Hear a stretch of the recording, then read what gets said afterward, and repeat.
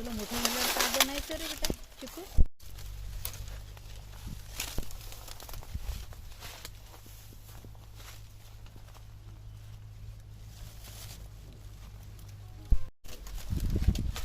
पहिले त्याचा फास तयार करून पकडलं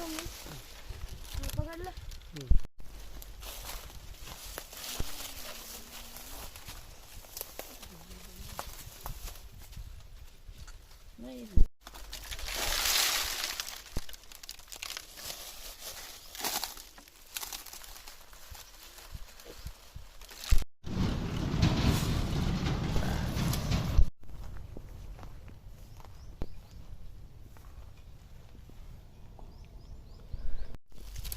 तिचं रिअल नाव राहून जाईल आणि चिकू चिकूच म्हटलं जाईल.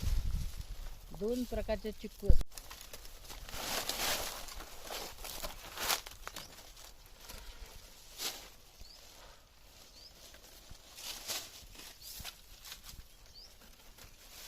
खेळू नको तू.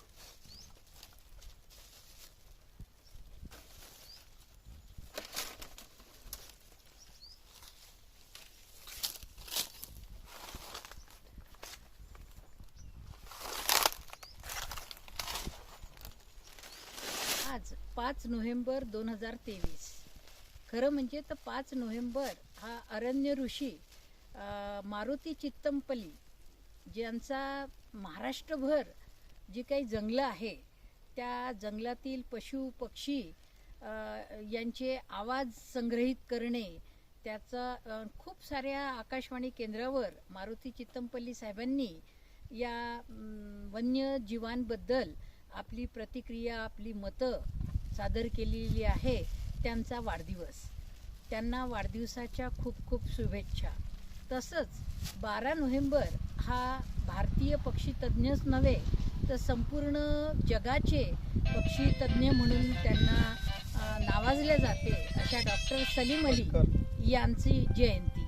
म्हणून 5 नोव्हेंबर ते 12 नोव्हेंबरपर्यंत सगळेच पशु पक्षी प्रेमी, वन्यजीव प्रेमी हा वन्यजीव आपलं पक्षी सप्ताह म्हणून आपण 5 नोव्हेंबर ते 12 नोव्हेंबर हा साजरा करतो. या निमित्ताने विविध पक्षी प्राणी यांच्याविषयीची माहितीचं आदानप्रदान केलं जाते. याच्यासाठी कार्यशाळा केल्या जाते जेणेकरून जनसामान्यामध्ये पक्ष्यांबद्दल प्रेम निर्माण झालं पाहिजे. जैवविविधता टिकवण्यासाठी जो युलाचा जीव पक्षी हा पॉलिनेशनचं काम करतो. एका ठिकाणावरचं बी दुसऱ्या ठिकाणी वाहून नेतो.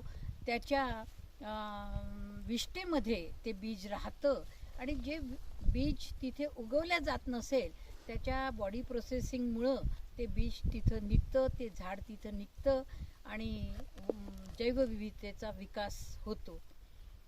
म्हणून आम्ही वन्यजीव सोयरे बुलढाणा पक्षी सप्ताहाची सुरुवात 5 नोव्हेंबर रोजी बोथा या जंगलामध्ये करत आहोत.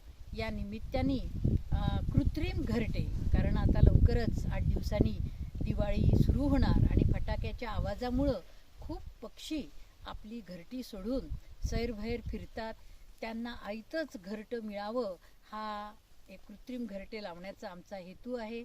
आम्ही नेहमीच बोथा या अभयारण्यात येऊन पशुपक्षाविषयी असलेली कणव दाखवत असतो.